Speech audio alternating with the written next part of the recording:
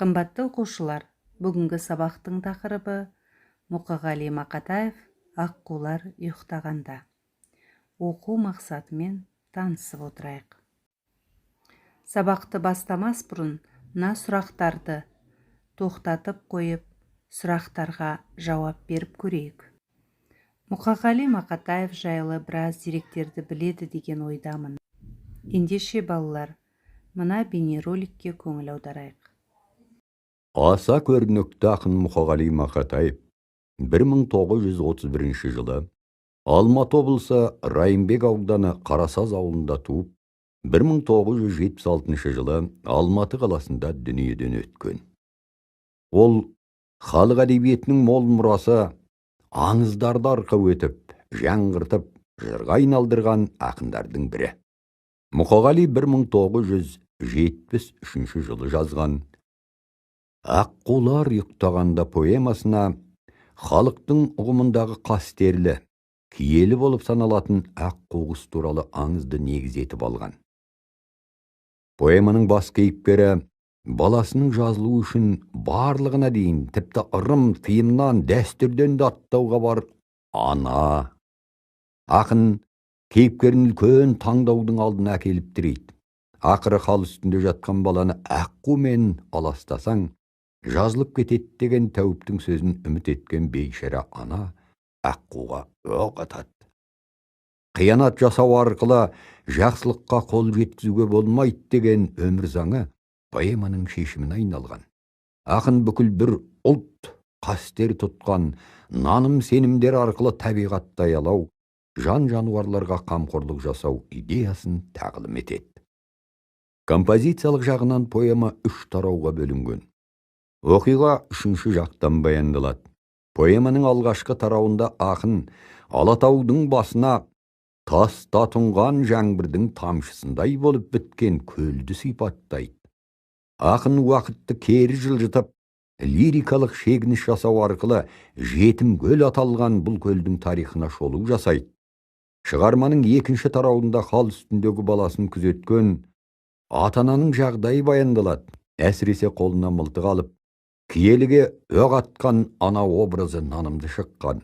Қалыптасқан дәстүр, халықтың кие тұтқан ұғымдары қашанда қастерлі, сол тиымдардан аттаған адам оңбайды деген ұлттық философия поэманың 3-ші бөліміне арқау болған.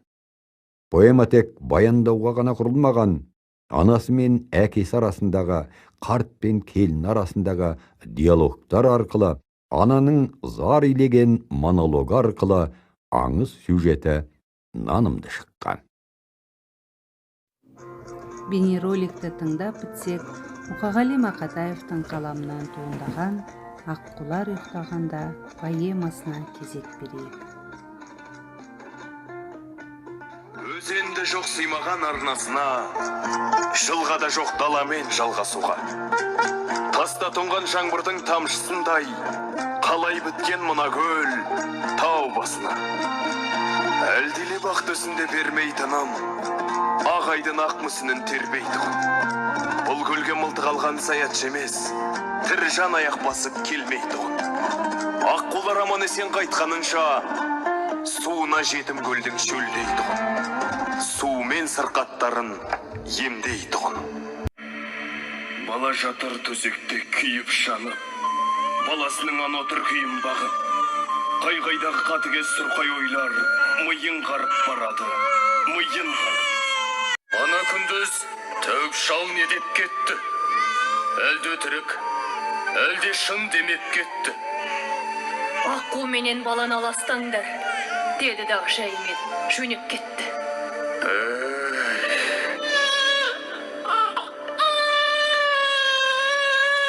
Тұрсаңшы, таяу қалды таң атуға. Неткен жансың санасыз жаратылған. Манағы тәуіп шалдың айтқан сөзі ұмытылып кетті ме санатыңнан? Апырай, қалай барам, қалай барам, атармын аққу құсты қалай ғана. Айдынның аққулар ұйықтағанда, өрген мал, өскен шырша абайлаған, барлығы қасиетке қарайлаған, оғатам қасиетке қалай ғана. Бармаймын, қалай барам, Жалғызудан артық па? Жалған бәрі. Балам өлсе бақыттың керегі не? Топан су басып кетсін қалғандарын. Перзент сұрап несіне армандадың? Құрысын, онсыз сенің жанған бағың. Мылтықта кел, ат дертте, жалған бәрі.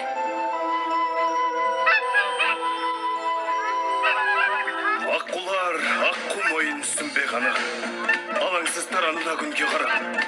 Айдынның еркелері білмей тұрмын, етермін тағдырыңды. Кім каманы? Шошымай шолжаң өскен батырларың, ан отырған шошаға жақындады. Көз тұнған бейбағың топ аққуға, білмей қалдым мылтықтың атылғанын. Тау жаңғырып тамаша құстың әні, қош айтысып көлменен ұшты бәрі. Көл бетінде көлбеңдеп жарал аққу, ұша алмайды, ұшпақ боп күш қылады. Өңге шығып қарт тұрған, жылқы баққан. Абырай, бұл күн болды таң сәріде, көргенсіз көл басынан мылтық атқан. Құстардың зәре құтын шырқыратқан, не қылған қаны безер, құлқы қатқан. Әй, кімсің? Жаның бар ма? Аққуды неге атасың, арың бар ма? Тастағын қаруыңды келгім бері кеудеңде жаның барда. Мана күндіз тәуіп шал келіп кетті. Әлде өтірік, әлде шын демеп кетті. Аққу менен баланы аластаңдар, деді дағы жаймен. Жөнеп кетті. Ей, балам, болмады ғой. Қасиет кетті көлден сорлады ғой. Тәуіптің айтқанының бәрі өтірік. Атқа мін, ауылға қайт, ол жаны ғой. Мін атқа, қайт ауылға тағат қылды. Білмеймін бағаттың ба, сораттың ба. Аққуға кезенерде ырым жасап, тым құрыса, саусағыңды қанаттың ба? Жоқ, әлек барып алысып сор қайғымен. Жоқ ата, жасамадым ондайды мен. Жасымнан естігенім бартын еді. Әйтеуір аққу атқан, оңбайды деп. Солай. Аманат бір құдайға, қайдағы түседі, құрғыр ойға.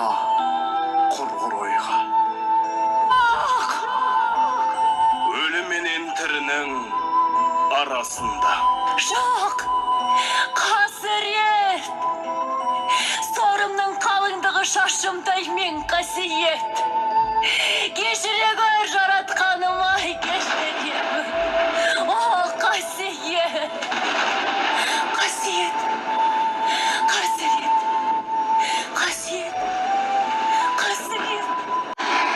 Орнында екен жетім көл, жоғалмапты. Ортаймапты немесе толалмапты. Жағалауын жауыпты жасыл жалбыз.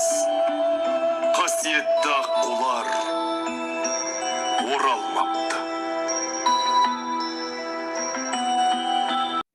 Қымбатты оқушылар, Мұқағали Мақатаевтың поэмасын тыңдадық.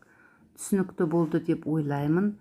Енді бұл поэмада жұмыр жердің барлық мәселесіне араласқан кең ауқымды тақырыпқа ие. Берер тәрбиесі мен өсиеті көп.